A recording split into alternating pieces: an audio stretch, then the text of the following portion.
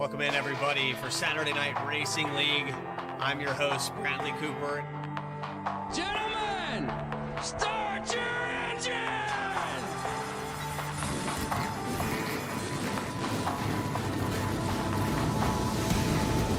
Again, well, thank you all for being here. 32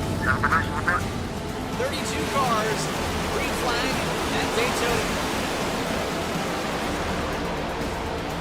And it is a cluster back here for the 15th position. Haley Turner will lead him down. Turner, Stravato, Jeff Wright. We see some lockup, big lockup. Rewind for seconds. Thurston clears all of them.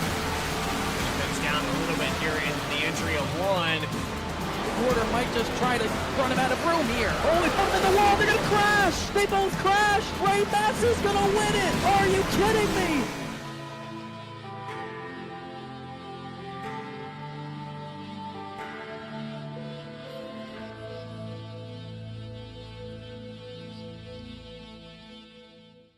JS Racing. We're in the game.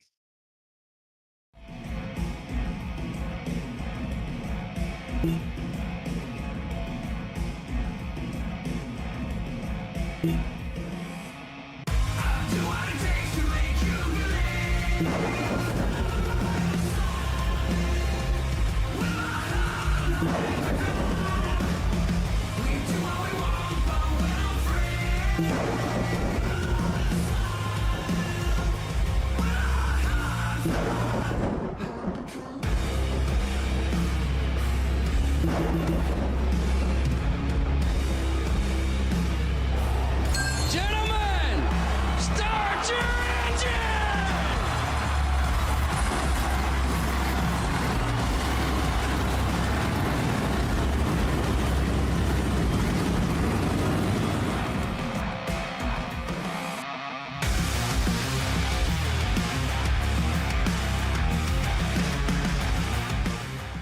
Drivers, start your printers. To keep pace with the ever-changing landscape of marketing and advertising, let Clark Print Shop help you spot the trends and keep you in front of the pack with all your color printing needs. From business cards to invitations, menus to mugs, we can print anything you need on paper or your choice of over 3,000 promotional items. Visit www.clarkprintshop.com to browse our online catalog and place your order today, or call us at 276-889-3426. For a limited time, use the code iRacing for 23% off your first purchase. The staff at Clark Print Shop looks forward to handling all your color printing needs. Walking and Rolling Costumes started when my son Reese was born with cancer. So when I was 3 years old, I got my first wheelchair. And he wanted to be Wall-E for Halloween that year. And so I knew you couldn't buy a costume to go on a wheelchair at that time. So I knew I had to build one. My dad ended up building a Wall-E costume out of a Dell computer box. When we were all finished, he loved it. We took pictures of it and shared it on social media. So many people started sharing it that we started getting requests from people we didn't know. In 2015, we decided to build them for other kids because people were asking, hey, can you build them for my kid? So we started the nonprofit organization, Walking and Rolling Costumes, and we build costumes for kids all over the nation, free of charge to the families.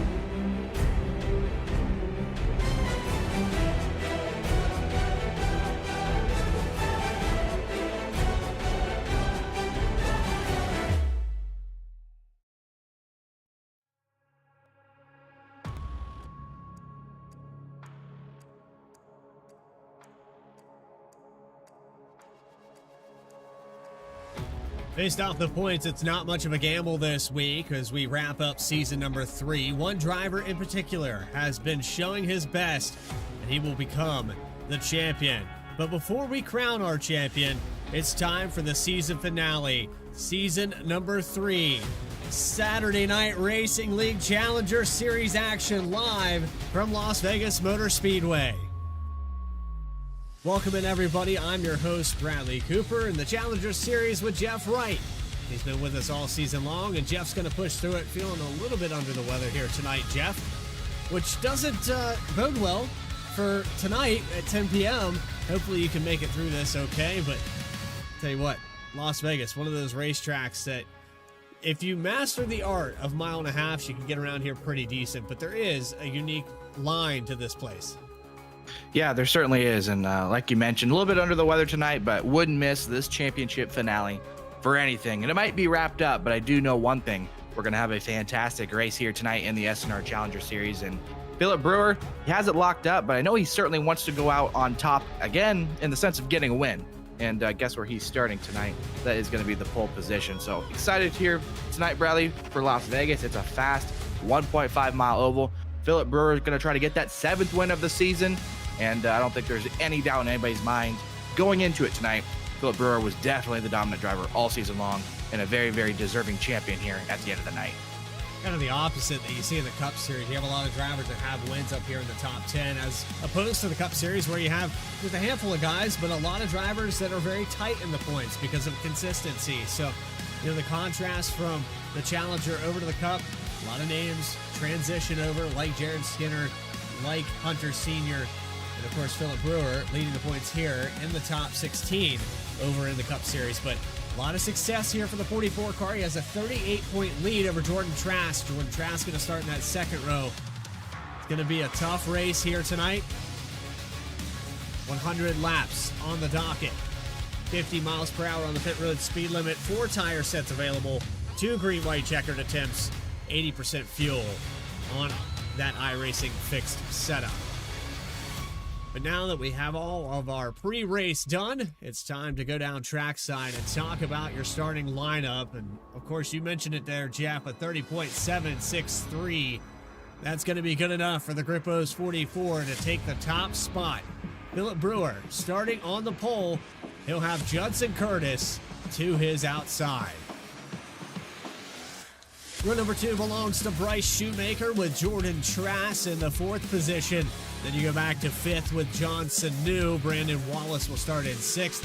7th spot, Ben Lapter, Caleb Weekly in 8th spot. And rounding out your top 10, it's going to be Christopher Hodges and Max Kost and a Greg Biffle throwback. Starting 11th tonight, it's Broderick Vakalavic, and he got himself a win in the SNR Cup Series just a few weeks ago at Talladega. Alongside him, it's Justin Ritchie, and at number 55, he starts 12th. Matt Shanoski been here all season long and been up in the points in both of our series, Bradley, so looking to finish it out strong again here tonight at Las Vegas, and then Atlanta later tonight. He rolls off 13th. Austin Belke, and that number 24, he starts 14th tonight. It's Craig Martin, and the 00 rolling off 15th. Alongside him, it's Chris Rude in the number 32 and 16th. Ron Gilbert first start to the series, I believe, tonight, starting 17th. Chuck Sweeting, last week's winner. He rolls off in the 18th spot. Tim Shanoski in the number 41 starts 19th. And rounding out our field of 20 cars tonight, it's Keith Shoemaker in the 88. Only 20 cars mathematically. Philip Brewer just has to finish this race. I don't see any other way that he loses this championship. I don't think that even a DNF would do it, but we would like to see Philip Brewer stay out here on the racetrack in that post-race celebration as the pace car comes around here.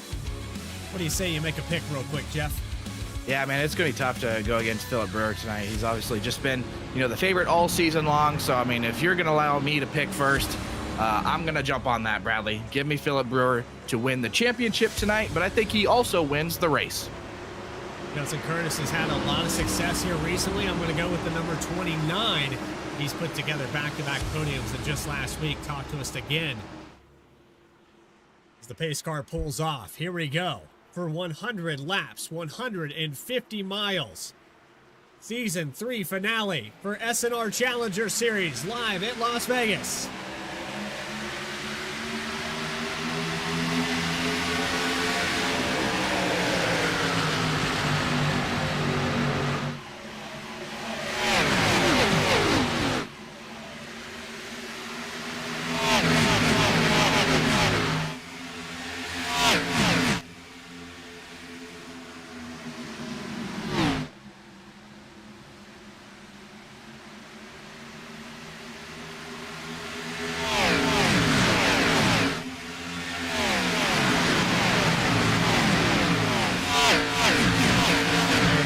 Jeff. Lap number 1 is going to go to Philip Brewer. Judson Curtis falls back in line. You have the 54, Bryce Shoemaker in 3rd spot. Top 3 has not changed hands at all. John Sanu battling with Ben Laughter. A little bit of a block, maybe.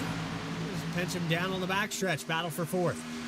Yeah, Ben Laughter trying to work the bottom of the racetrack here to gain the advantage on John Sanu. You saw Bryce Shoemaker just briefly, take that 2nd place away from Judson Curtis on the start, but then Judson was able to get back around him. Bryce will have to fall back to 3rd, but Ben Laughter, one of those drivers that's been carrying our onboard cameras all season long, and we greatly appreciate that. It gives us an awesome view at their setups, but also their driver view perspective as we're side by side here down the back straightaway. Little bit of a touch going into 3, but no harm, no foul. They both keep it straight. There's Jordan Trask on the inside of John Sanu there. That's what we're watching off the back end of Ben Laughter on the onboard. Again, we appreciate Ben all season long with the driver camera. We really need to emphasize this is something that is available to all the drivers if they would like to do it next season. Definitely a time to get it started up. 3 wide almost down the backstretch. We will go 3 wide into 3. Yeah, looks like Jordan Trask going to try to take advantage of these 2 drivers being side by side. He will rip the bottom. He's going to get past Laughter. He'll be side by side, but he's sideways, spinning off of the corner. Contact between Laughter. He's still trying to save it. He's in the wall. Caution's out. 0 involved. And just like that, a couple of these drivers' nights are going to come to an end, and you see Ben Laughter unfortunately going to have to tow his race car back to pit lane here, but it all starts here with this really big move. Jordan Trask gets a great run out of the corner. He's going to try to take these guys 3 wide on the bottom, and he gets past Ben Laughter, but then looks like maybe he gets tagged from behind, maybe gets loose. Yeah, I think he got loose and slid up in front of the 64. 86 of Sanu was stuck there on the outside as Laughter came up. And then there's just nowhere to go for the 0, Craig Martin. Yeah, tough break for these guys here in the early goings at Las Vegas Motor Speedway. This is, it's an early caution. It's going to allow some of these drivers to come down pit lane here and maybe top off on fuel, maybe even take a set of those tires. I think Jordan's going to be okay for the most part. I think he did get tagged from behind. Oh, maybe not. I didn't see that hit there. That one looked like a pretty significant hit. So he's going to have to get it repaired up here for the 2nd straight week. You go back to Dover and the unfortunate circumstances he had of getting some front end damage on the initial start of the race. And then, smoke in front of these guys, tries to get it locked up, nowhere to go. And like I said, couple of cars taken out of this very early here at Las Vegas.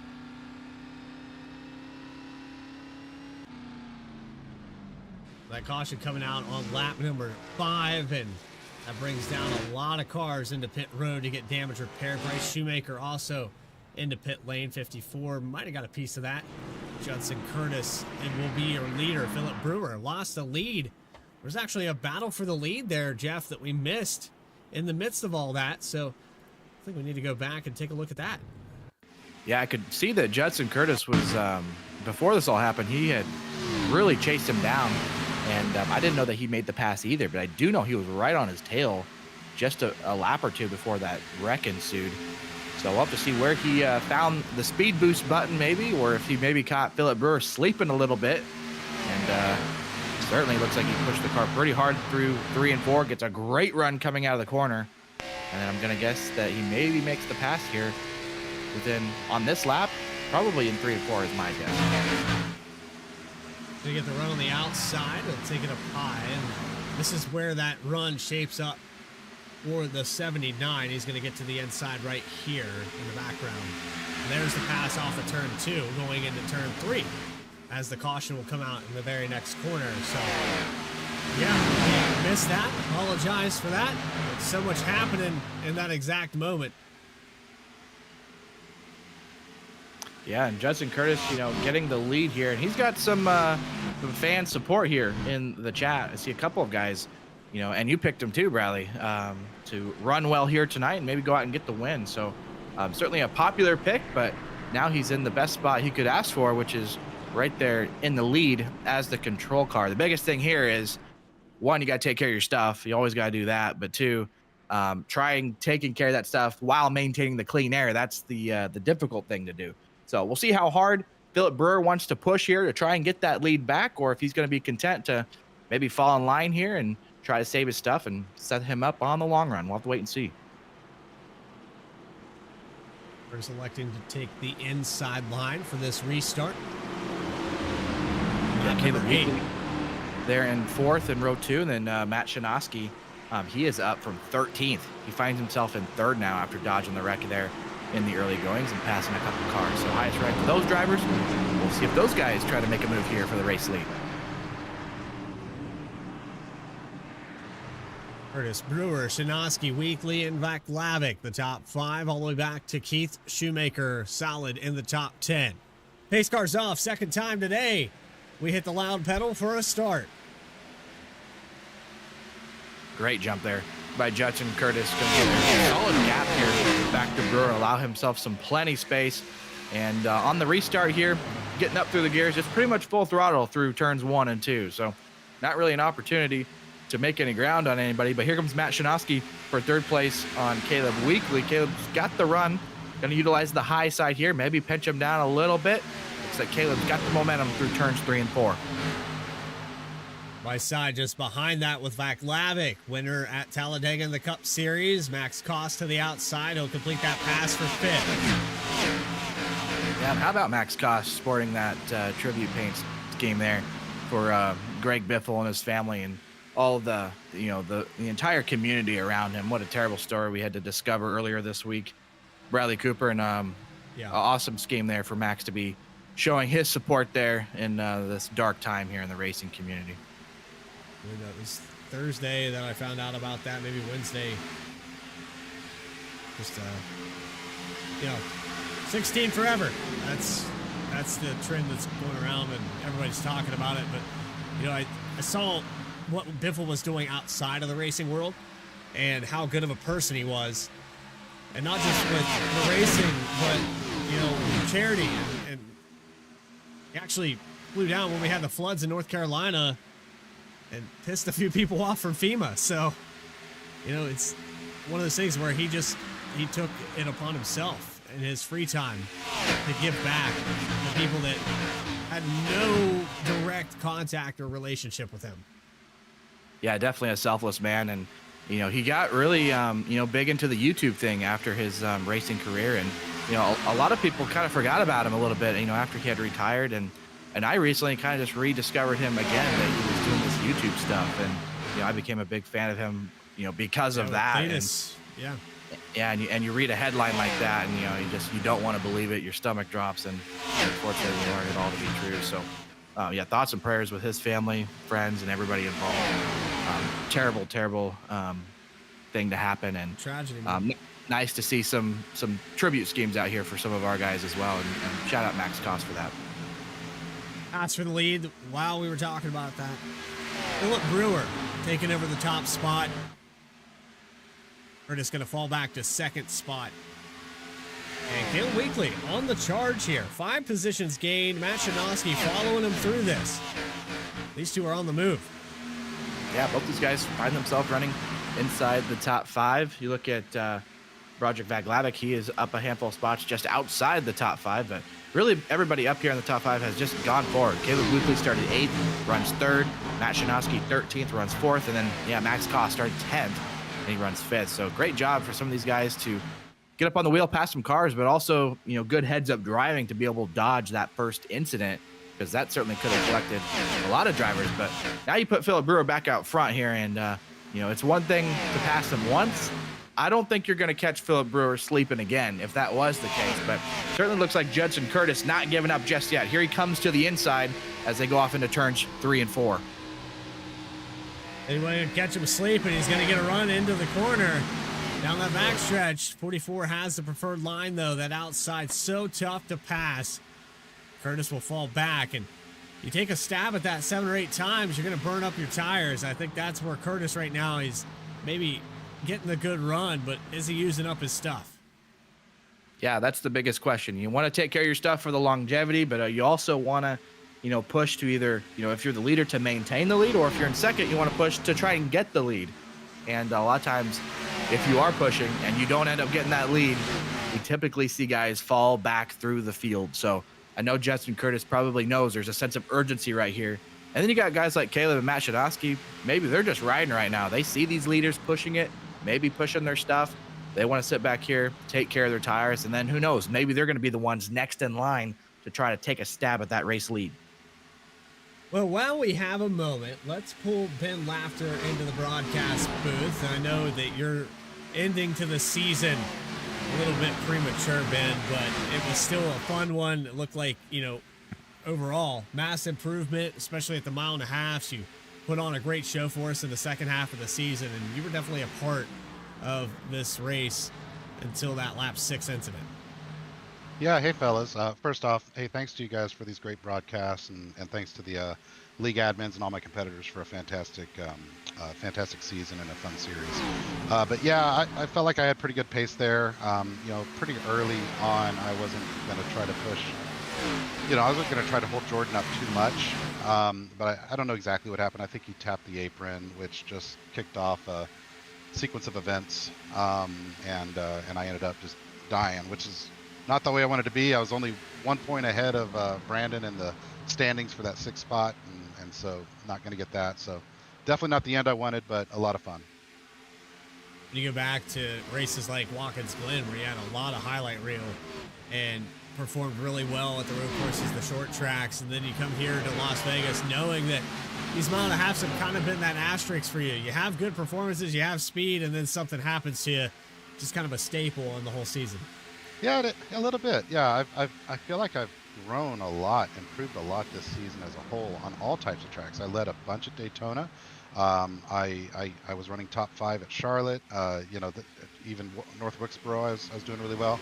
And something just always seems to happen near the end of the race, be it a strategy error by me or getting caught up in someone's mess or creating my own mess a couple of times.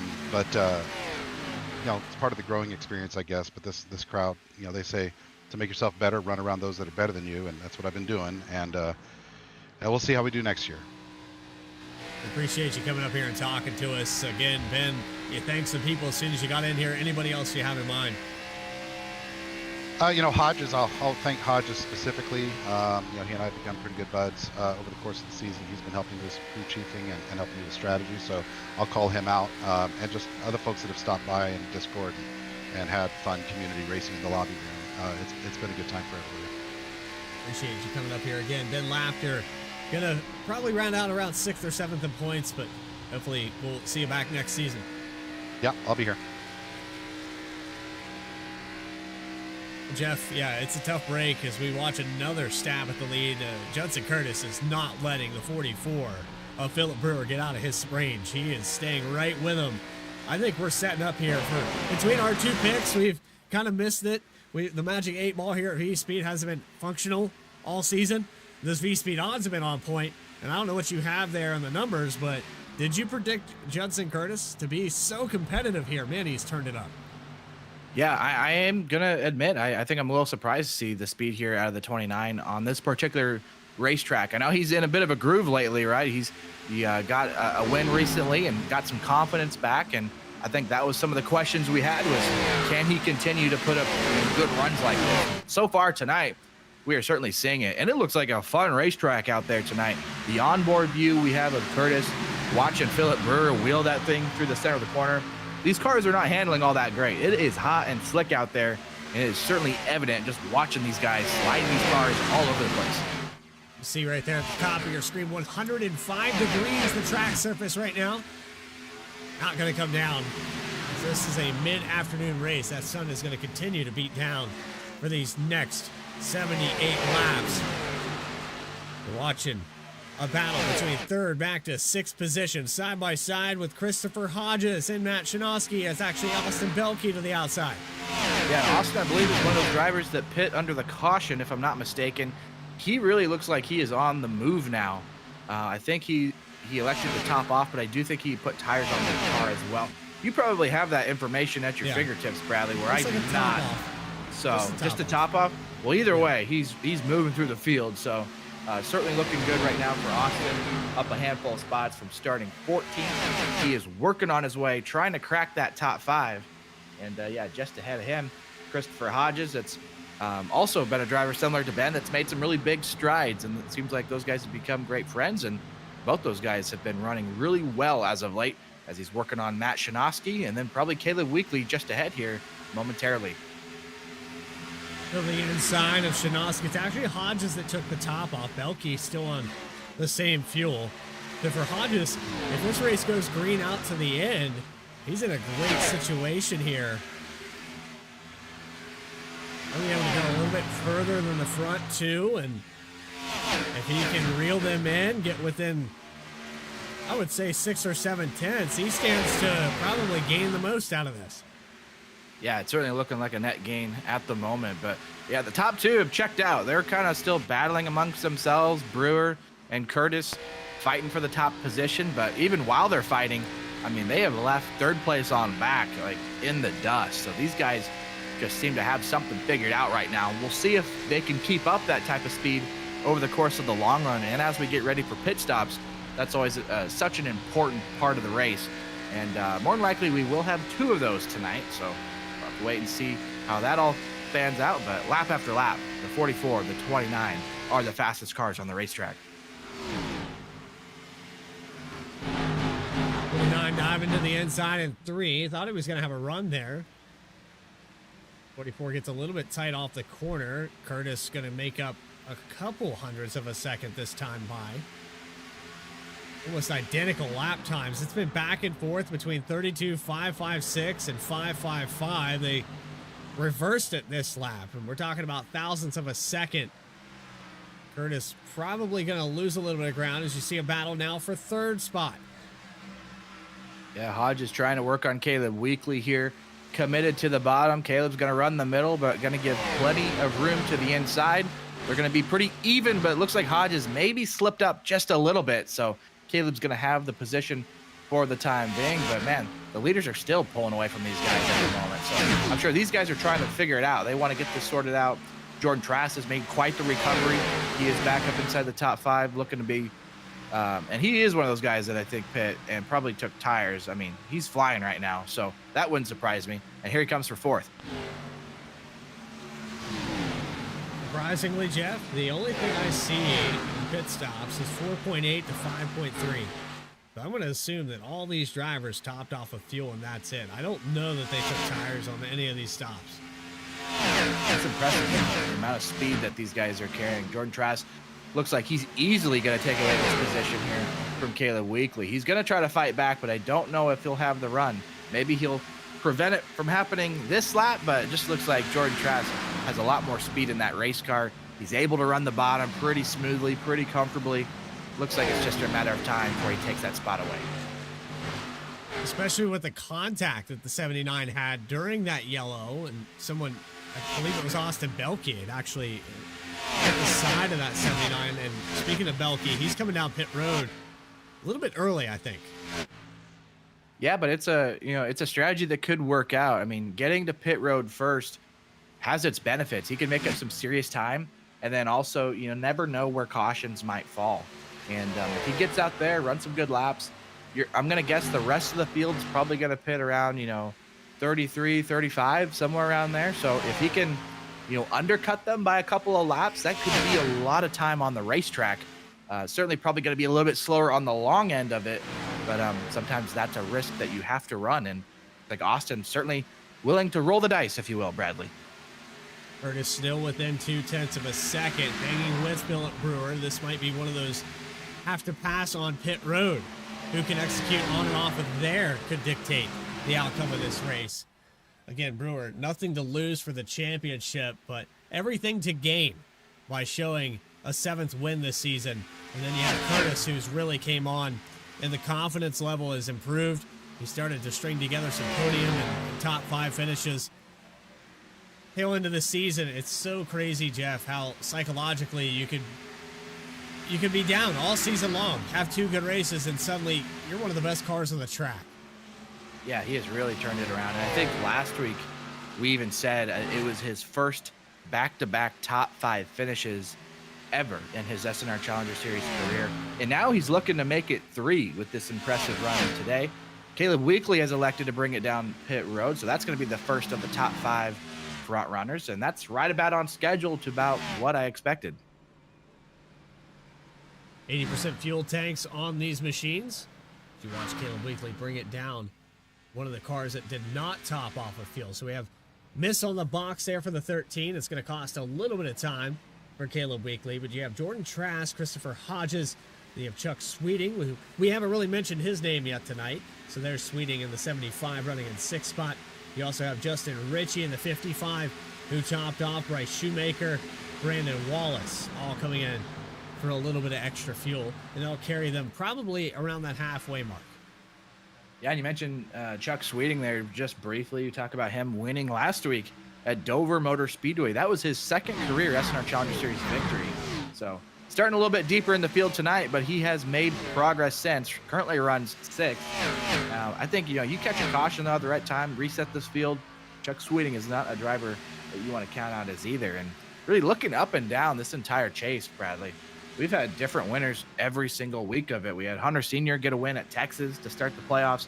Then you had Philip Brewer winning at Phoenix. Then it was Judson Curtis in that exciting finish at Talladega. 3-wide finish, the closest finish in V-Speed history. And then last week, it was Chuck Sweeting getting the win at Dover. Could be shaping up tonight, Bradley. We'll have to wait and see.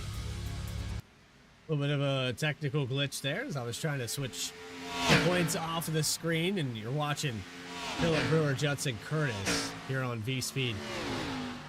Right now, the lead battle, staying under 2/10. I like my chances here. I know you picked the 44. I let you pick first, but I went out on a limb here with Curtis. I like my chances.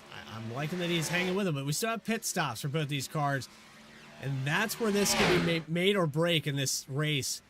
If it's going to go out green, which it's appearing that's going to be the case, watching this battle for the top spot, Curtis needs to execute on and off pit road. Philip Brewer has been perfect all season long. He's done a fantastic job of, after pit stops, having, 2 or 3 seconds over some of these guys. So you do not want to make a mistake getting to the box or getting on pit road. And I think the biggest debate here amongst these is who's going to be the first one to pull off the racetrack and actually pit.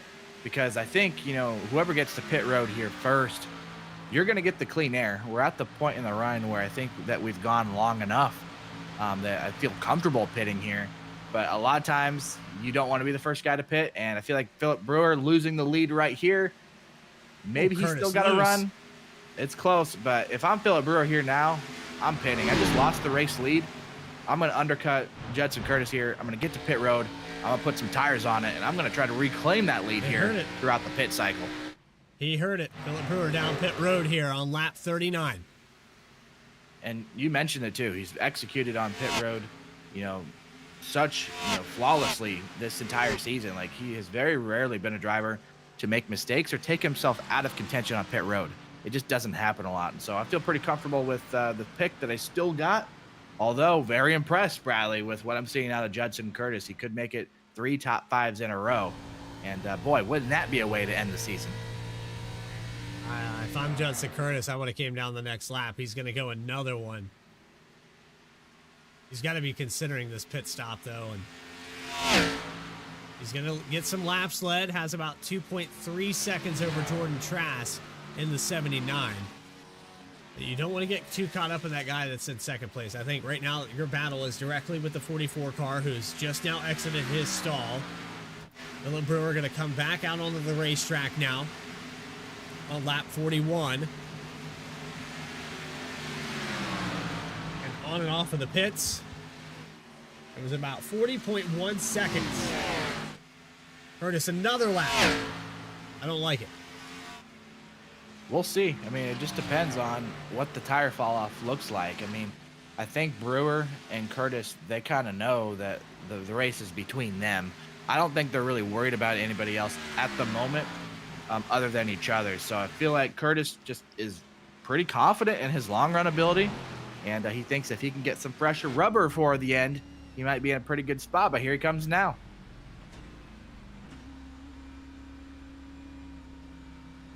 No mistakes there on the entry to pit road.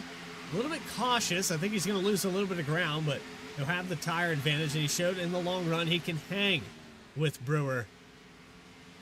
Still have a handful of cars yet to pit. Jordan Trask, Christopher Hodges, Chuck Sweeting still out on the racetrack.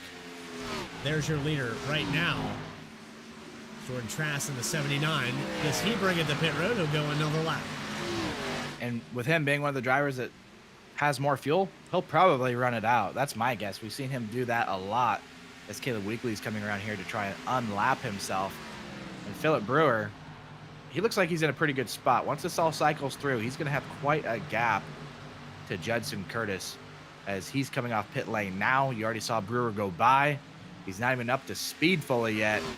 It's going to be a decent margin here for him to run him back down, and then you throw all the other cars in between him yet.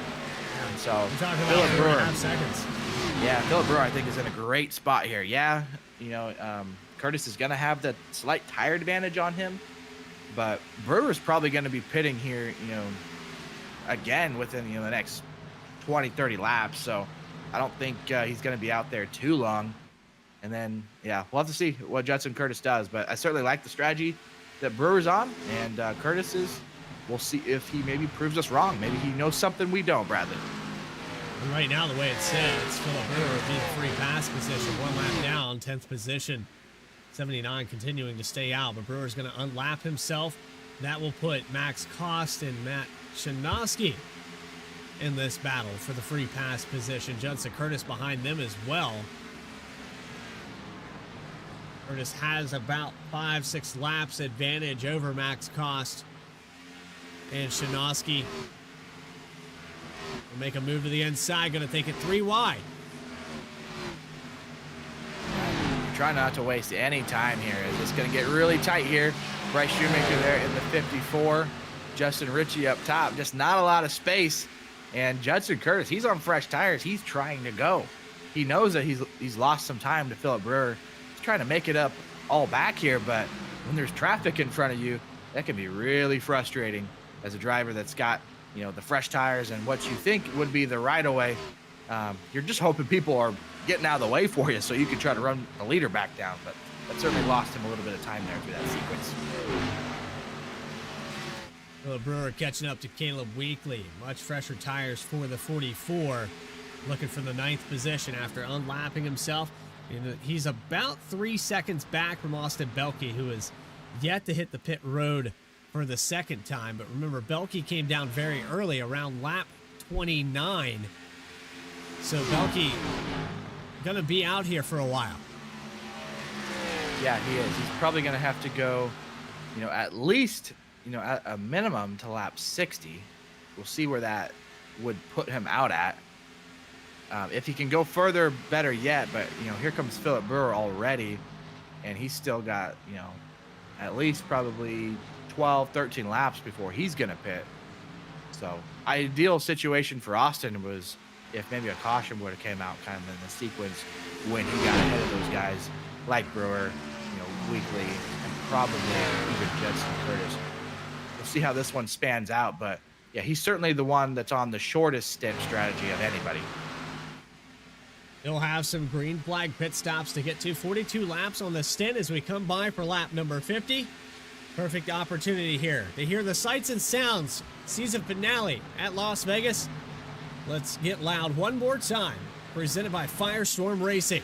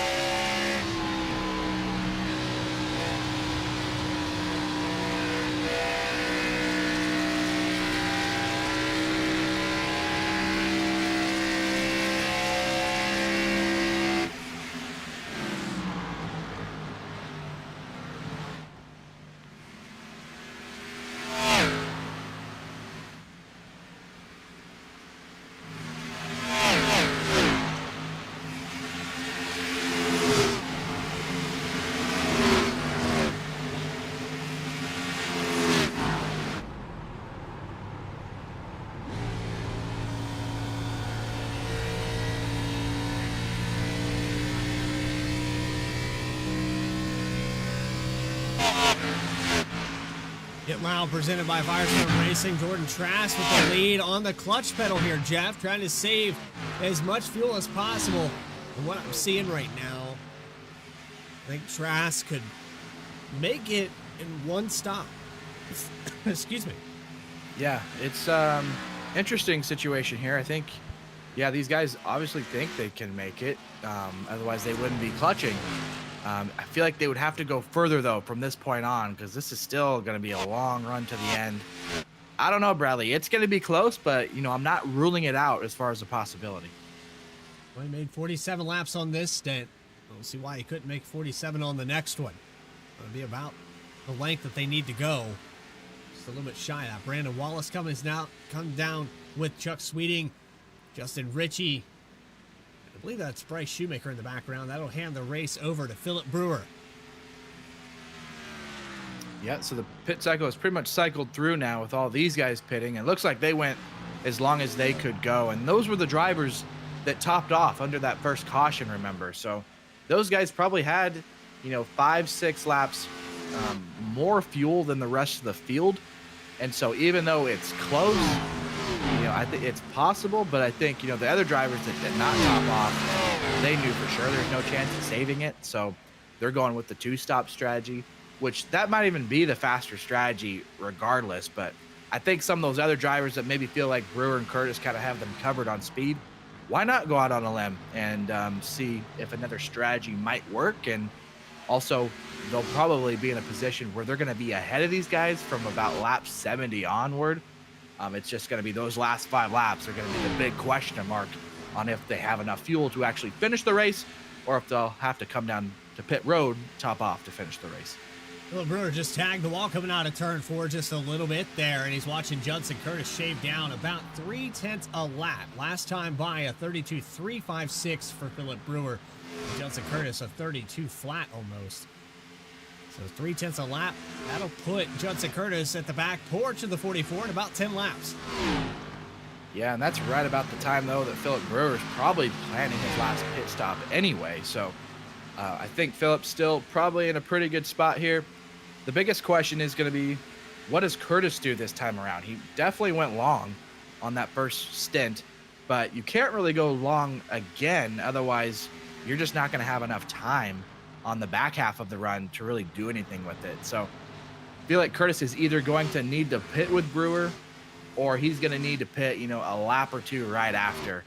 We'll see where he cycles out as far as how close he gets to him, but I think the long run on this stint is definitely not a winning strategy. He's going to have to change it up.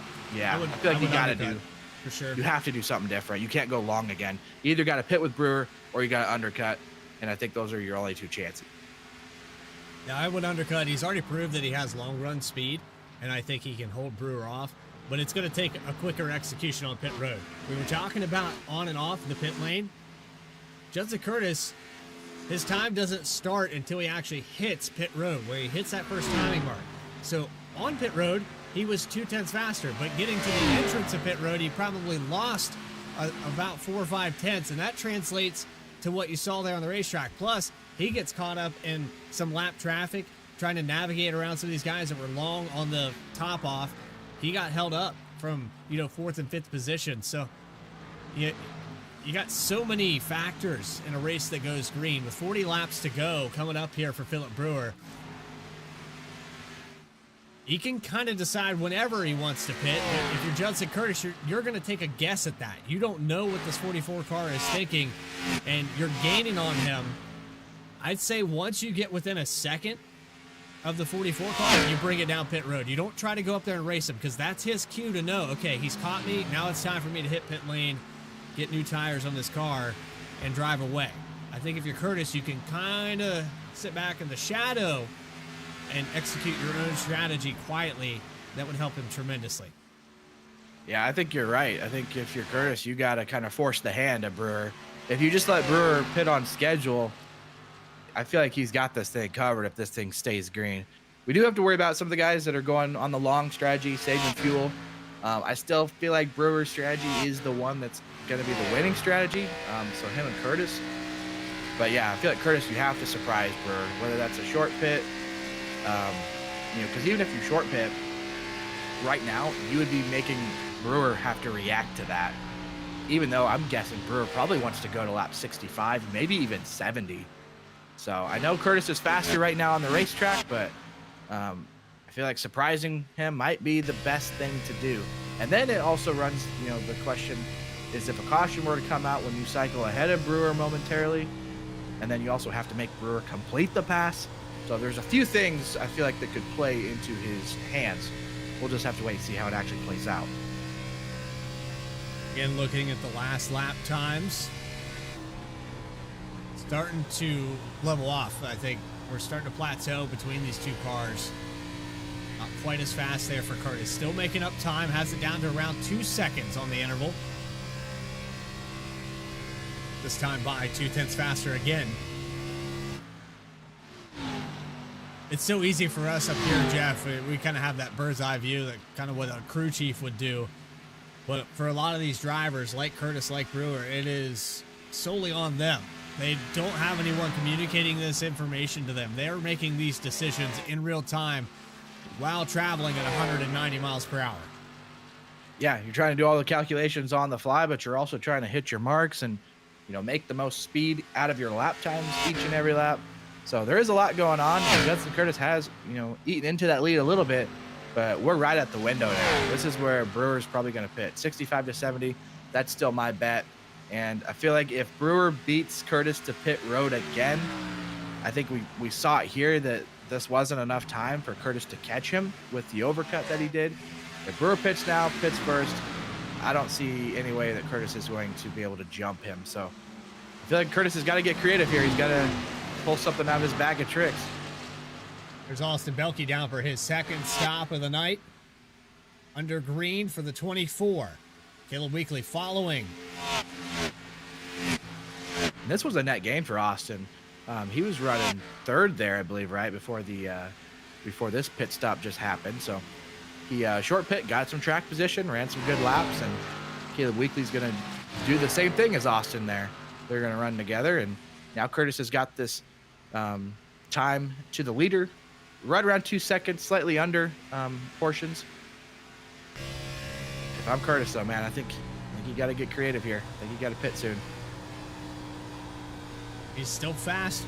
You can see on the relative on the left-hand side, he shaves another 10th off there through 1 and 2. Not a great exit, though. It goes back to a full 2 seconds. We're just driving the wheels off this thing. Brewer still out on the racetrack. Another lap.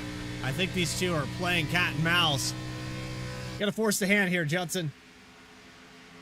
Yeah, and the reason I say that, too, why I think, it'd be beneficial for him to pit, is because he is still slightly faster, but I feel like it's kind of plateaued a little bit now. So yeah. I feel like he doesn't have the significant advantage anymore. I think now you got to, go out on a limb and actually force the hand of Brewer here. But we'll wait and see. Philip Brewer's been doing a great job. We've been talking about what has Curtis got to do to beat Brewer. We haven't really talked a lot about how good Brewer's actually been. This is a tough guy to beat. There's a reason that he comes into tonight with the championship already clinched. He just is out here trying to get another win to his name. 6 wins on the season. If he can make tonight another race win, that would be 7. And he would declare himself an SNR Challenger Series champion officially. I mean, we can kind of already say it's clinched, but it's not official, right, until he crosses that finish line. Right. And then join the likes of Dakota Floyd. And Dakota Floyd won at Las Vegas last season, and he went on to win the championship. And now Philip Brewer, he is trying to do the same. Curtis down to 1.3 seconds. 30 laps to go, rather. Crossing that mark.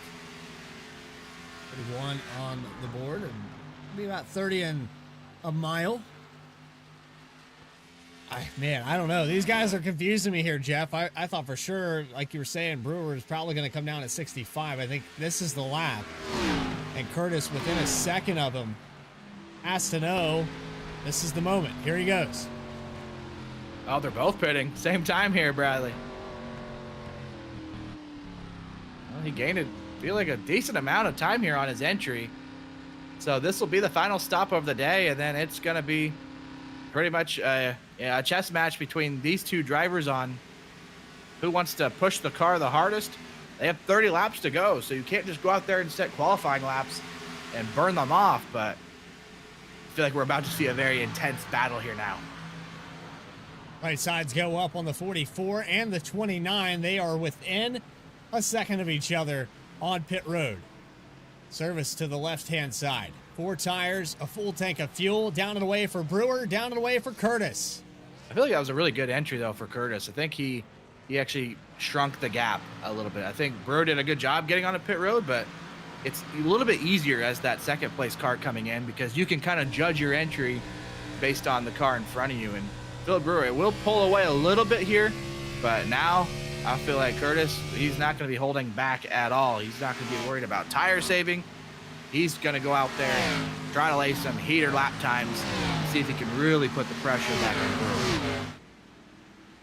This goes back to the strategy of Jordan Trask. Can he run it out to the end? Philip Brewer is about 17 seconds back, but he will have an 18-lap advantage on tires. And we saw what just 2 or 3 laps translated to 0.3 of a second. Fall off plateaus around 10 laps into the run. But up to that point, it's about a lap on tires. I think for Trask, there's too much time left here. 44 is going to catch him. Well, Bradley, we've been proven wrong on fuel strategies before, so we will see if maybe it could potentially happen again. Still think Brewer's right now in the driver's seat, and here comes Judson Curtis. Just look at the speed differential from the guys with tires. It is significant, and with over 25 laps to go yet, that's a long time to still be out on old tires. So these guys are certainly making some serious speed to where it might not even matter if those guys can actually make it on fuel tonight, because the guys like Brewer, guys like Curtis, they're laying some heaters down now relative to Trask, Hodges, and Richie. Yeah, it's almost 2-second advantage here. Actually, more than that. It's 30.947. I believe Trask ran a 32.7. So just under that 2-second mark. 14 seconds now. We were just talking about 17 back. Yeah, that's the entire racetrack, but stand by. Lap 90, I think you're going to see Philip Brewer making a pass for the lead. Judson Curtis losing ground to the 44. 3.6 seconds. So everything that he made up, it's all back there. Execution on pit road. It's the on and off, the part that we don't see. Because in the pit lane, in the pit box, he's matching times. But the execution off the exit of pit road, 29 probably skeptical of spinning the tires. Maybe got a little bit cold feet on hitting that gas pedal. Lost a ton of ground. Yeah, certainly did. And I thought he had made up a lot of ground in entry, which I think he did. But yeah. I think you're right. It's the portion of the pit road exit that we can't measure and we don't have timing for is where he kind of lost that. And maybe a little bit through traffic too. But there's no doubt that Philip Brewer is sailing right now, running some really good lap times. And, the guys that are trying to stretch it, we don't know if they can make it. We were more considering just the time, trying to do the math on time. Basically telling ourselves, let's assume that those guys like Trask, Hodges, Richie, Shoemaker, Brandon Wallace, let's assume they can make it on fuel. But we're trying to figure out based on time, is it going to work anyway? So you still have the unknown. Maybe these guys can't even make it and they have to pull off the track even sooner than what we think. It's 20 seconds to the lead for Brewer, 10 seconds to Chuck Sweeting. Sweeting is battling right now with Brandon Wallace. 3-way battle for 4th back to 6th. Yeah, Brandon Wallace with a good top 5 run here. Again, so far, he's been a driver that's carried a driver cam with us for much of the season, and we always greatly appreciate that. And he's doing pretty well in the points in both series, Bradley. So not many drivers can say that they're up in the top of the standings or towards the top in both series. And Brandon Wallace is one of those guys. On there just last night in Goat Locker Racing, you can see that on the side of that wheel. He was driving one-handed there last night. I'm not sure where that went. I think I know why. He's got the 54 to his outside here as they make contact. Yeah, a little bit of contact. That's going to stall both of them. Now Chuck Sweeting, he's looking where to go. He's trying to, basically see, can I make a 2-for-1 special here? These guys make contact. Do I go up the middle? Both lanes are blocked right now. Chuck Sweeting, though, I'm certainly pretty sure he doesn't want to wait around too long. He wants to get by both of these drivers. Still working on the 54. On the outside, Bryce Shoemaker as we go back to our full screen shot. Brandon Wallace trying to get by. Was on that driver camera just a moment ago. Chuck Sweeting bounces off the wall and loses the ground. Yep, he's going to have to fall back in line. And yeah, Brandon Wallace is trying to work the lanes. You can see him run the bottom, run the middle. He's trying to find an advantage somewhere to where he can get a big enough run to try and clear the 54 here of Bryce Shoemaker. And Bradley, I think you've mentioned it before. The 54 is not a very easy car to pass. No, he is not. You tried it a few times last season in the races you ran, and I remember you mentioning that. He is one tough pass, and he is making it difficult right now on the other guys as he is going to successfully defend the position for the time being as he currently runs fourth. And remember, all these guys, they're kind of in the same boat. They catch a caution at the right time. We basically reset this race, and the track position is flipped. And then, you have like the dominant cars of the day, which is Brewer and Curtis. They would have to restart all the way back in 7th and 8th. And so this race ain't over yet, Bradley. We've seen this time and time again how things can get turned upside down with a potential late race caution. Jordan Trask still your leader. He's right on board on the clutch pedal, saving fuel to make it to the end of this race. We're hearing a couple other cars hit the save, and looks like Trask is now saved enough to make it to the end of this race. Christopher Hodges is on the clutch pedal. Yeah, interesting to see that Trask is no longer clutching. So, yeah, I mean, that tells us, one of two things. Either, yeah, he's good to go till the end, or he knows he's not good and he's not trying anymore. So he's just going to run fast lap times, try to stay out as long as he possibly can, and hope the caution falls before he has to pit. But with Hodges saving as aggressively as he is, I have a hard time believing Trask is good to go to the end. But maybe he did a better job saving earlier in the run than we thought. Like I said, it's 5.9, so for Trask right now, nothing much to worry about unless it's running out of fuel. Watching a pass here, Brandon Wallace, Chuck Sweeting back and forth now. All these cars were on the strategy of topping off the top 6. They look like they can make it to the end of this race. Based off the numbers we saw, Jeff, we can go to the end. Jordan Trask proved that he could run 47 laps. It's going to be about 46 and a half here. I think he's good to go. Hodges on the clutch pedal out there by himself. You got this battle back here where these guys probably aren't conserving too much because of how hard they're racing. Yeah, it doesn't look like they're saving fuel. I still have a hard time believing, though, that they're good to go because a lot of those guys were able to go, those 47 laps because of that caution that happened early in the race. This run, we didn't get a caution. So you really want to, take about 5-6 laps off of that total as far as running under green. But, I mean, if they're saving aggressively from the drop of the green of this particular run, then maybe. I just have a hard time wrapping my head around it, Bradley, but maybe these guys, you always do math a little bit better when you're in the car rather than when you're in the booth.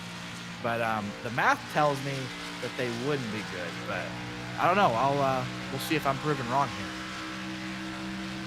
Back to the inside again for Brandon Wallace. Looking for 4th position. Justin Ritchie has been caught by this pack of cars. They're about to add 3rd place to this mix. Really tight battle here, though, now between Shoemaker and Wallace as they almost touch on the front straightaway here. Brandon Wallace probably going to try to send it in deep here. He's been working on this pass for a while now. Just hasn't been able to clear. Bryce Shoemaker still got the quarter panel here. He's got the run on the exit of the corner. And Wallace just doesn't quite have enough overcut on him into the entrance of the corner to really clear him and make that pass happen. He's sideways coming out of 3, though. It's getting tight, but Shoemaker is not giving up. And Wallace, I'm going to send it into turn 1 as deep as I can here and get clear right up the corner on the exit and prevent that 54 from getting back to my outside. He doesn't do it, though. Looks like he's got him. There he now. goes. Man. He'll slide up in front of him now and complete the pass. And so slot Wallace up to the 4th spot, and just ahead of them is Justin Ritchie there in the 55. But looking too far behind this battle of 3 cars we were talking about, here comes Philip Brewer. And he's got the fresh tires. He has copped this pack really fast. No doubt he's going to get past these guys. I think the biggest question is, does Hodges have enough fuel? Does Trask have enough fuel? I think those are the biggest questions that Brewer has. And I feel like Brewer probably feels like he's got this made. He just needs us to stay green. But, I mean, if those guys were able to save enough fuel, you just got to tip your hat to him. I didn't think it was possible. I think for Trask, I think it is possible here. He's back on the clutch pedal again. He's still trying it. And plenty of distance here. We're talking about 12 seconds. And to go. I think he's good. If he can make it. Trask is going to add his 4th win to the season. Yeah, wouldn't that be a way to go out to end the regular season, or end the entire season here at Las Vegas Motor Speedway? He came in tonight 2nd in points, but mathematically just too many points behind Brewer to have a shot at the championship. But if you don't have a chance to win the championship, why not try to go out and get the win? And right now he is in the driver's seat. We're going to know pretty soon, though, does he have enough fuel? Laps ticking away. Philip Brewer now within half a second of this group in front of him. Bryce Shoemaker in 6th. Battle in front of them. You have Brandon Wallace, Chuck Sweeting. They've lost ground on Justin Ritchie a little bit here, about a 10th or 2 a lap now. Ritchie that last time by a 10th faster than Brandon Wallace. This time around, almost even on the lap times. Wallace has company in the mirror with Chuck Sweeting for this top 5. And you go all the way back to Philip Brewer, who is now to the outside. Going to look back a little bit. Got some dirty air. I think we're going to be surprised here, Jeff. We very well might be, but Brewer is going to get along here past these guys, I would think, relatively easy. A little bit of a slip up there. But yeah, it's just the fuel situation. We've seen these races come down to fuel before. And it looks like it might be coming down to it again. Props to these guys for making it work.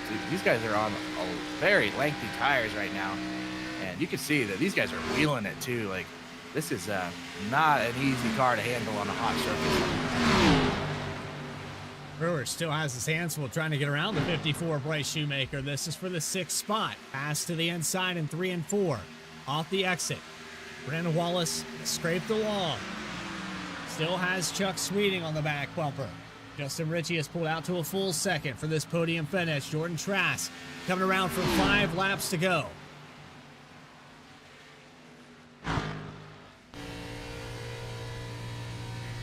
And the mistake at the beginning of this race, we watched Trask have problems. He's overcome that with the strategy. The situation he got put in there and laughed her out of the race. Craig Martin, Ron Gilbert, his first start here in Saturday Night Racing League, have all retired. 9 laps down for John Sanu, Chris Rude, Keith Shoemaker 1 lap down. Last car in the lead lap will be Caleb Weekly in 14th position. And your top 10 from Jordan Trask back to Matt Shanoski, who's been in 10th position pretty much all day. He is within range of Max Cost with 5 to go. And now if you're Jordan Trask and you know that you're good on fuel or feel like you can make it, this is the part of the race where it gets really nerve-wracking. You're just hoping for no caution at this point. You know, have the ability to sail home a winner to finish out the season. And nothing feels better than winning the last race of the season, Bradley. Everybody wants to do that. The championship is the main goal for the season, but a lot of these guys, you know, they felt like that was maybe ruled out a couple races into the chase. But everybody has a chance to go out and win the final race of the season. And Jordan Trask is inching closer to that goal right now as we just took the 3 to go. The goals that you have here, getting victories, that's a limited list of drivers, but even more limited here in the Challenger Series is the drivers that can call themselves a champion. And for Trask, he was close all the way through this season. With 4 victories, if he wins this one, it was a close season for him. It's a good high note to end it on, though, as we come by for 2 to go. Yeah, and he had, a really bad string of luck there, especially last week. I mean, he started, I believe, third. The leader spun the tires. He got damage out of the gate. And so he didn't really have a chance to try to go out there and gain any points on Philip Brewer. And in fact, lost a lot, put himself mathematically out of the equation. But man, you take that race away and have a performance like this where now Brewer's going to finish 5th, maybe 4th. It would have been a lot closer than what guys would have thought. Brandon Wallace falls back to 6th. Chuck Sweeting gets around for 4th. He's going to try to hold on to it, but white flag in the air one more time around. As Jordan Trask looks to add another win to the column. Philip Brewer with a top 5. All he had to do was participate here tonight at our podium with Christopher Hodges, Justin Ritchie. Here comes Jordan Trask, clutching it into 3 and 4. Plenty of fuel to make it to the end and surprising us all here on V-Speed. Here comes Jordan Trask off of turn 4. He's going to be victorious in the final race of season 3. Jordan Trask going to win the race, and Philip Brewer across the start-finish line here. That's going to do it for the championship. So we'll have the opportunity to see dual burnouts on the front straightaway, which is always something I just love to see, Bradley. So Jordan Trask winning at Las Vegas, but Philip Brewer, your Season 3 champion in the SNR Challenger Series. How about that for Philip Brewer? The top 5 finish to end the season. Christopher Hodges getting, I believe, his match best finish here in the Challenger. Justin Ritchie will talk to those drivers in just a moment, but here we go down the front stretch. Does he have enough fuel to burn it down? He does. Looks like he saved just enough in the tank there to be able to create some smoke here on the front straightaway. And I'm guessing we'll see Philip Brewer as he comes across the front straightaway here too. He'll probably go ahead and burn it down as he has secured the championship here in the SNR Challenger Series. What a season for him. 6 wins to his name. Jordan Trask bags another win to get to 4. And really, Bradley, these guys were pretty dominant most of the season. We were either talking about Jordan a lot or Philip a lot, it seems like lately. And only one other multi-time winner outside those two, and that was Chuck Sweeting.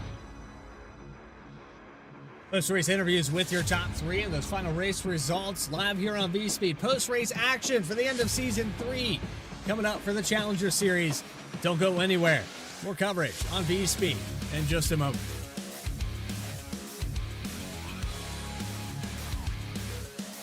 JS Racing. We're in the game.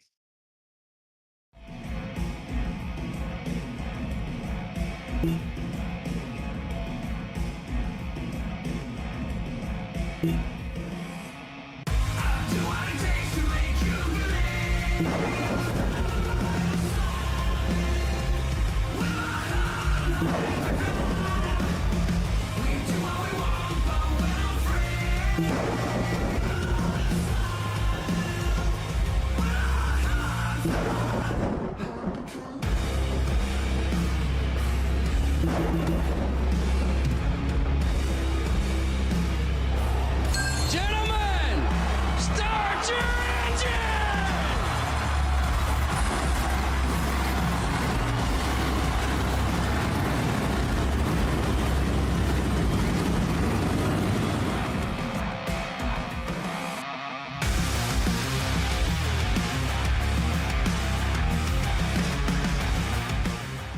Drivers, start your printers.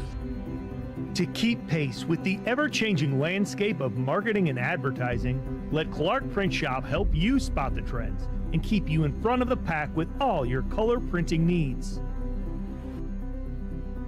From business cards to invitations, menus to mugs, we can print anything you need on paper or your choice of over 3,000 promotional items.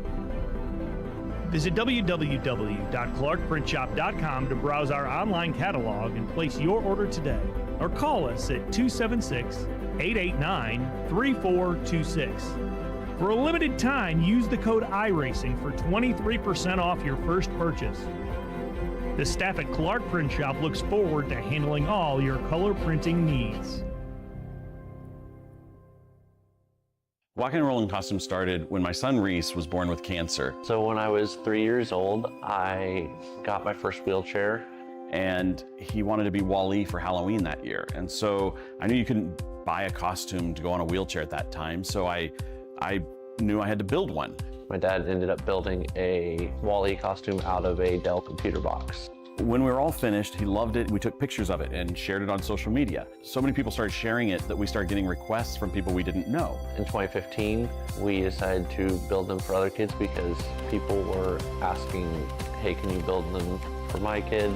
So we started the nonprofit organization, Walking and Rolling Costumes, and we build costumes for kids all over the nation, free of charge to the families.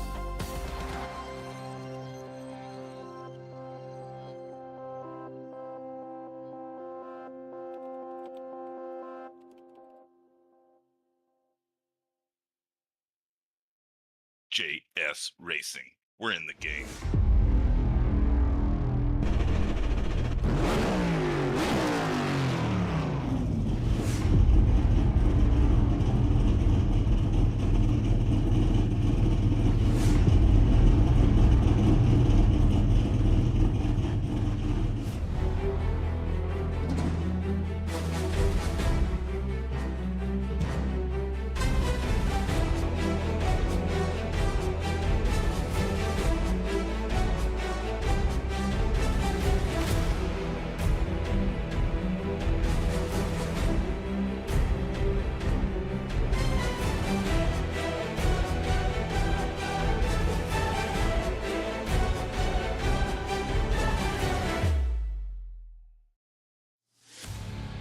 Welcome back to our post-race coverage here, Saturday Night Racing League in the Challenger Series. Season number 3 has concluded, and we've crowned our champion. Welcome back to the booth. I'm your host, Bradley Cooper, alongside Jeff Wright. And Jeff, unpacking this race. Philip Brewer just had to really participate in it, but a top 5 finish for him and a surprise win. Jordan Trask adding his 4th victory to the season. Surprised all of us up here in the booth that these drivers in the top 3 had enough fuel to make it to the end. Actually, most of the top 10. Yeah, it certainly did. I didn't think it was possible, but that early caution that, funny enough, Jordan Trask was actually involved in. We thought that was maybe going to take him out of the race, take him out of contention like we saw last week, but really it opened up the door for him to short pit or actually, take fuel top off under the caution, and then it actually propelled him to a race-winning performance tonight, his 4th win of the season in that. Race results up on your screen, Bradley. And how about Christopher Hodges? A 2nd place finish for him. I believe that's his best finish of the season as well. Yeah, it's either his best or ties his best. I know he's been up here on the podium before. Then you have Justin Ritchie, who's been up here with us before. Your champion, Philip Brewer, finishing just behind Chuck Sweeting. That's your top 5. We'll get a word with the top 3 and your champion in just a moment. Brandon Wallace going to come home at 6th spot. Solid finish for him. Bryce Shoemaker, tough to pass tonight. He'll finish in 7th. Judson Curtis, who we saw in the first half of this race, had the speed to compete for the lead. It was the execution on those green flag pit stops, I think, that hurt the 29. My pick here tonight. Unfortunately, not going to make it back up to the podium. Max Koss with a 9th place finish, and Matt Shinosky rounding out your top 10. Finishing in 11th tonight, it's Austin Belke in the 24. Behind him in 12th, it's going to be Broderick Vaclavic. Tim Shinosky gets 13th tonight. Caleb Weekly fades to 14th. Keith Shoemaker with a 15th place finish tonight. Chris Rude started 16th and finishes right where he started. John Sanu in the 86 will finish 17th tonight. Ron Gilbert's first race in the series, unfortunately going to be a handful of laps down. He gets 18th, more of the same for the rest of the field here. Craig Martin in the 00, 19th, and Ben Lafter wrecking out early. An early exit there for Ben Lafter. We had a word with him, but now it's time to get a word with your champion. Going to be the 44 of Philip Brewer, who comes home with season 3. Congratulations, Philip. I know that this one was kind of locked up in your mind, in our minds, and in statistics. You had this one pretty much in the bag, but you come out here tonight, lead the most laps. You get caught off guard with strategy, but it doesn't matter. You are the champion here in Saturday Night Racing League. Yeah, pretty excited. It's been 3 seasons in the making, and I guess it just took Dakota leaving to get it done, but I mean, it's just been a great season. Bunch of great racers, a lot of green flag races. Yeah, I'm just excited. Well, you say Dakota leaving, but I think it was more of Dakota having back-to-back championships. He kind of got voluntold to go to the Cup Series exclusively. And now for your success here, you come in, you have a string of race wins. You had 6 on the season. You lead the most laps here at Las Vegas. And I think maybe, you could correct me if I'm wrong on this, Philip, but maybe you push the car and work a little bit different strategy if it's a tighter battle between you and Jordan Trask at the end of this. Yeah, I probably would have done a one stop, but I didn't want to save fuel. I just wanted to drive the car, and I was having fun battling with Judson because he's gotten pretty damn quick over the past 2 seasons. But I mean, it is what it is. I just wanted to go out there and drive hard, let the right rear hang out. Well, if you could give some affirmation, what would you take away? Judson Curtis very fast there on that first stint, but then you pull away over 3-4 seconds. He went long on the strategy. Then we have that second round of green flag pit stops. He gains on the entry of pit road, but loses you on the exit. What is your takeaway on that? What advice would you give to some of these guys that, have been hanging with you on raw pace, but maybe just don't execute quite the same? Seat time. That's just what it is. I mean, I struggled the past 2 seasons just making dumb mistakes and losing races like that. And I just you just got to stay on top of it and not let it happen, because it screws your whole race, and too many screw your whole season. So you just got to take your time and hit your marks and do it in practice 3, 4, 5 times, whatever it takes, A long time to get here, and we're not going to take anything away from you. You might beat yourself up and say it's because Dakota's not here, but I genuinely believe that had Dakota been here, it still would have been between you, him, and Jordan Trask here for this championship. Congratulations on season 3. I think the confidence is as high as it can be here for you and the 44 team. Go ahead and shout them out. Yeah, I just want to say thanks to FireStorm. It's been really fun race with them, and I joined them to win a championship, so I'm happy to get that done. And I want to shout out really the whole league, because everybody raced great this year, kept it really clean. And shout out you guys up at V-Speed. Broadcasts are always great. Shout out to admin team. Shout out you, Bradley, for this freaking Grippo scheme. I've been loving it. And shout out to all the sponsors. Something about that chip bag, that chrome red just really lit a fire on this car for this season. It really turned up the heat. And, the barbecue, I think that was a good flavor for you as you come through with your 6 wins.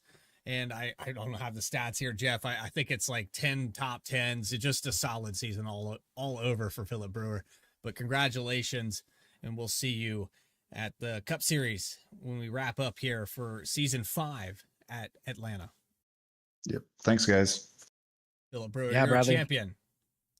It was certainly a dominant season. Yeah, I got those stats actually for you right now, and I believe the number is actually 12. Wow. Actually, add on tonight, it's 13. So we had 17 races. He finished in the top 10 13 times, 6 wins to his name, and 11 top 5s, and a lot of laps led, Bradley. So he wins this championship by a pretty big margin. And I think you heard it from him in his voice. He's excited to be an SNR Challenger Series champion. He made the note. It was a little bit easier with defending 2-time champion Dakota Floyd not racing full-time this season, or actually racing at all in the Challenger Series. He put his focus on Cup. But no doubt that Philip Brewer certainly improved a lot over a couple of seasons ago. And I think, if he returns to the series, he'll certainly be a big-time threat and a guy that everybody's really probably chasing most of the season. But moving on to your race winner tonight, Bradley, we did have a champion, but we did have a new winner, actually, and that's going to be Jordan Trask there in the 79, winning his 4th race of the season.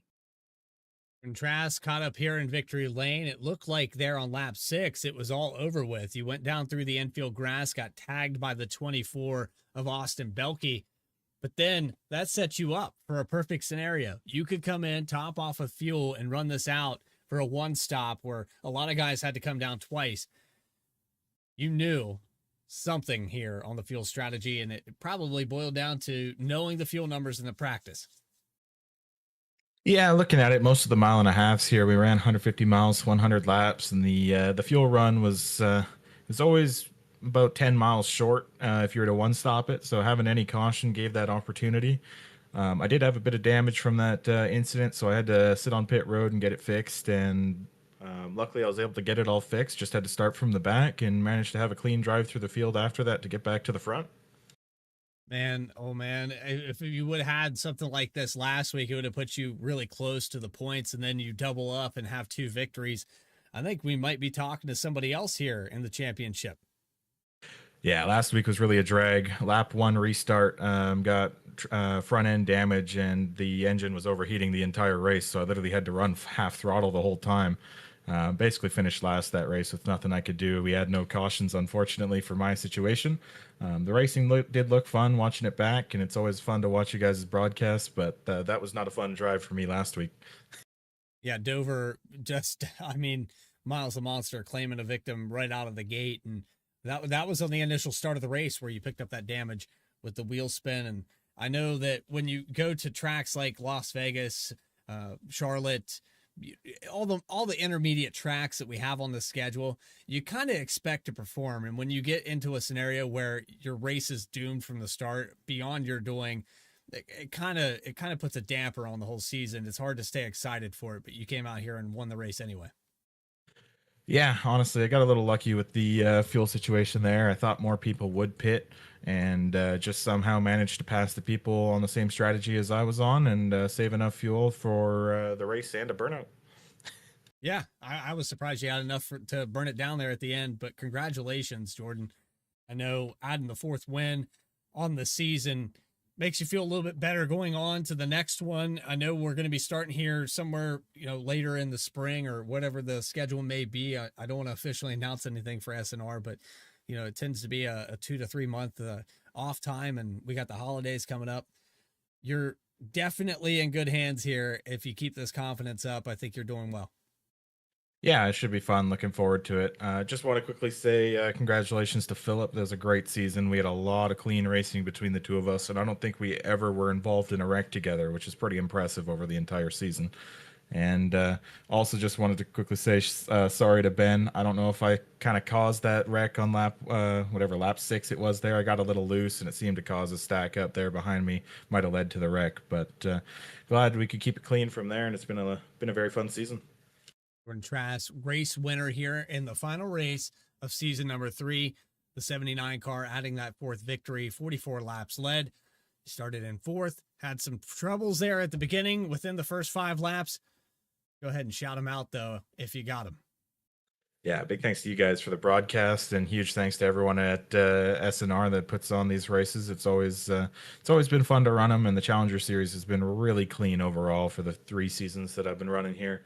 And thanks to everyone with Joseph McCorder helping me improve over the seasons that we've run with him in JTM Motorsports. And it's been a lot of fun. Thanks again.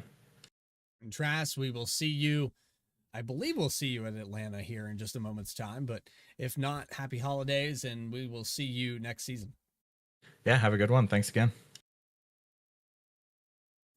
Well, there you have it, Jeff. And finally, actually, not finally. We I'm used to having just 3 interviews, so we're going to move down our podium for our 2nd place finisher. Jeff Wright has caught up with Christopher Hodges in the number 15. Yeah, standing alongside Christopher Hodges in his best finish in the SNR Challenger Series. And Christopher probably wouldn't want to do it anywhere else, right? Other than the last race of the season. Seems like you picked a good time to go ahead and grab that podium. I know things got a little jumbled up as far as strategy goes, and you were one of those drivers that took the opportunity to come down, take some fuel, and seemed like it worked out. Take us through your race. Yeah, it started off the race dodging a wreck. That was interesting, and it was just, I think Jordan just got hit the apron there. I was having struggle with that too during practice, trying to just get as low as I could, but be able to get over the bumps and everything. So glad I was able to avoid that. Sucks for Ben.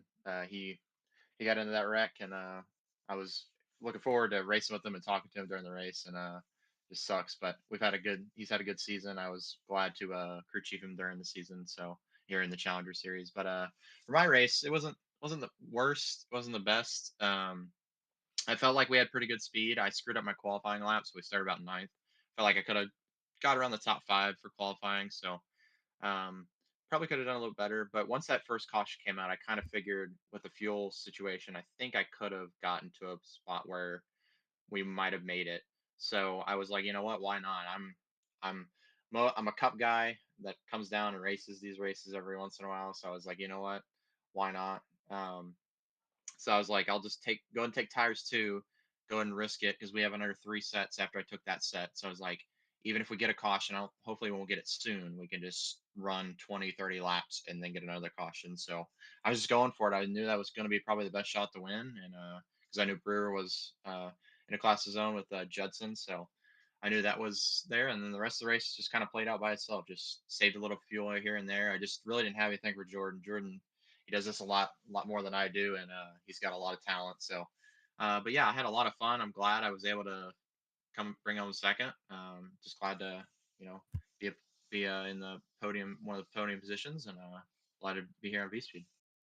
Yeah, and looking at the starts for the SNR Challenger Series, only your 7th start all season, and so able to bag a top 2 finish and a podium. That has to feel pretty good. We actually talked to one of the guys you've hung out a lot with in your channel over the course of the season. That was Ben Laughter, and kind of talked about how he's learned a lot from you, and you guys have kind of bounced ideas off each other and helped each other out.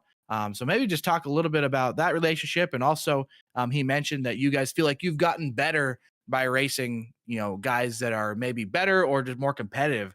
And Ben feels like that has certainly helped him. Do you feel like that's also helped you a little bit too, Christopher? Just having raced with guys that seem like they got it figured out, like those Philip Brewers, Judson Curtis, obviously very fast tonight, Jordan Trask winning.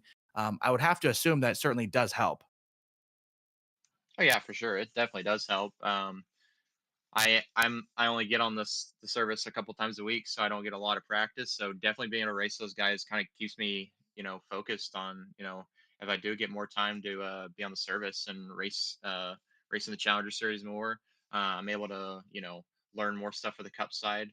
But yeah, I mean, Ben's been a great help. In the Cup race at Richmond, he got into me and not ruined my race, but kind of went downhill from there. But uh, it's no hard feelings there. We're just racing hard, and I know him. He's giving it everything he can every lap. So, but yeah, we're good buds. He's been a great help to me, and I always enjoy. He's got the the will to try to get better at these ovals. He's a tremendous road course guy, and I've tried to learn some road course things off him a little bit. That's helped me in road courses, but I've been trying to help him with oval stuff, and he messaged here in the SNR Discord that he wanted some help with strategy, and I told him I can't really say I'm the greatest at it, but tonight I guess shows that I've got a little bit of knowledge about strategy under my foot, and sometimes strategy is just luck. So I try to put him in a couple different situations, but fortunately for the Challenger Series, we haven't had a lot of cautions or problems, so I haven't really been to use any strategy, but it's always good to see clean racing too. Well, you get your best finish of the season in the SNR Challenger Series. I'm going to guess you're going to have the same goal going into the Cup Series later tonight at Atlanta Motor Speedway. I show your best finish of the season in the Cup Series is 5th. And so I'll be probably a goal there to try and maybe get another podium here to finish the season. Real quick, though, Christopher, before we let you go, anybody you want to thank, maybe give a shout out to? First off, I just like to thank my parents. They always support me. Definitely, they look forward to watching these races. We haven't watched one in a while because I haven't been doing the greatest in either, and I've been crew chiefing for Challenger. So for the Cup races, it's been a little bit of bad luck lately. So, but they'll be able to watch this one back and at least see some highlights of me running up front. So that's good. Like to thank Friziones on the Cup side. I'm not sure if I'll be racing tonight on the Cup side, but for them, they've been a huge support to me. I asked them if I could put them on my race car, and it's ever since then we've had so much publicity and everything come through on social media and everything, and it's been a great partnership, and I always love their stuff. So check them out on Whatnot on Friziones, and I just like to thank you guys at V Speed and Jeff and all you guys at SNR. This is a great kind of home I've landed to. My main home is VRX, but sometimes when I race every day of the week, and this fits perfectly in my schedule where I'm able to race Saturday nights. So I'm always blessed to be here, and yeah, I'm getting ready for next season, and we'll see what happens next season. Well, Christopher, we appreciate the kind words, and we enjoy having you a part of this community as well. And we're certainly excited for you to get that second place finish. And if you make it out to the Cup Series later tonight, best of luck there tonight as well. Yep, thank you guys. That was Christopher Hodges finishing second place tonight, his best finish of the season. And Bradley, he mentioned it that, this schedule helps him make the series or makes the races. I think there was a time, I think he overslept and maybe missed a race or two, if I do remember correctly. So just had to poke a little fun there at Christopher for that. But moving on tonight, it's the final guy we'll talk to, and that's your third place finisher. And Justin Ritchie and Bradley Cooper has him, and he is standing by. Justin Ritchie, I got to say, this whole season, up and down roller coaster for you. You were up in the top 3 in points at one point, and you fall back, and you just couldn't quite find the consistency. But it seems like here at these 1.5 miles, you always find your way into the top 5, and you've been very solid at these racetracks. So take us through what your mindset was to end out the season.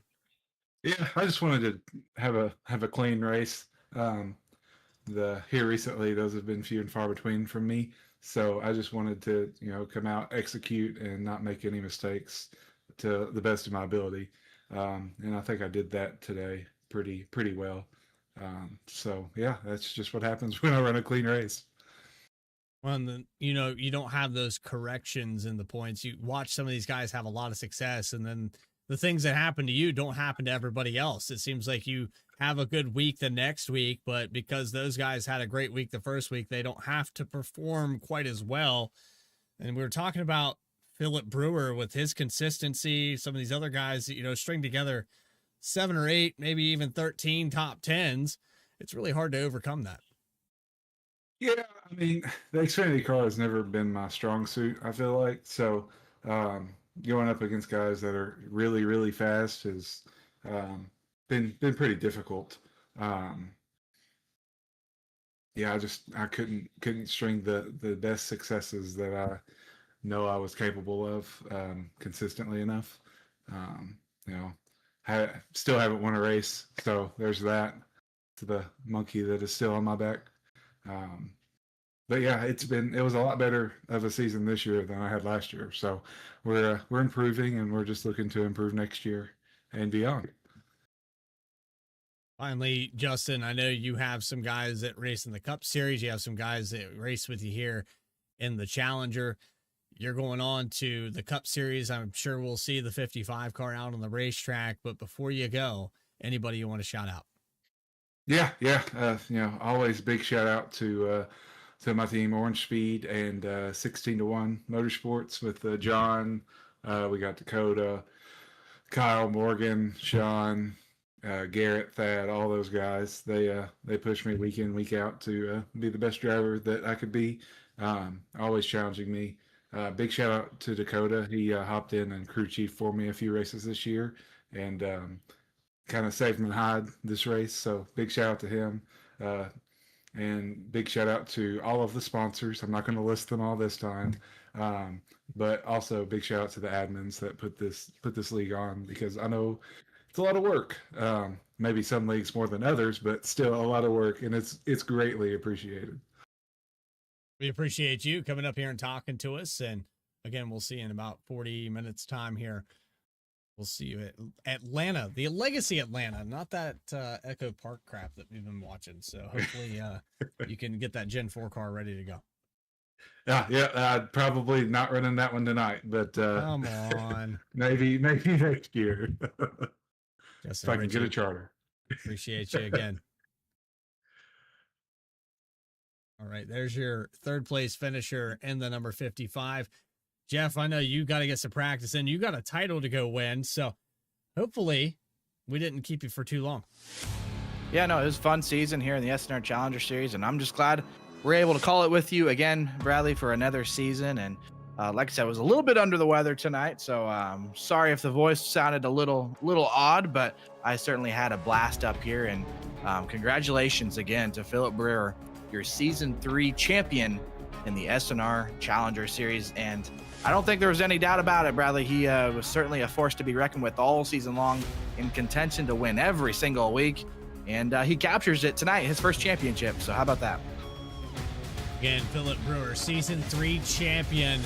If you enjoyed tonight's action for Saturday Night Racing League, go ahead and hit that subscribe button. 44% of you are not subscribed that view these races. We'd like to get that down below 20% before the end of the year. We're trying our best. It's as simple as hitting that subscribe button. It doesn't cost you a dime. It just gives you notifications for when racing gets started here on V-Speed. For everybody here, though, that helped put this together, Jeff Wright and the admin team over in Saturday Night Racing League. The guy in the background, in the shadows, Adam Baker, our other owners, producers at V-Speed with Morgan Cook, Eddie Smith, Logan Threlkeld, Lucas Lyons.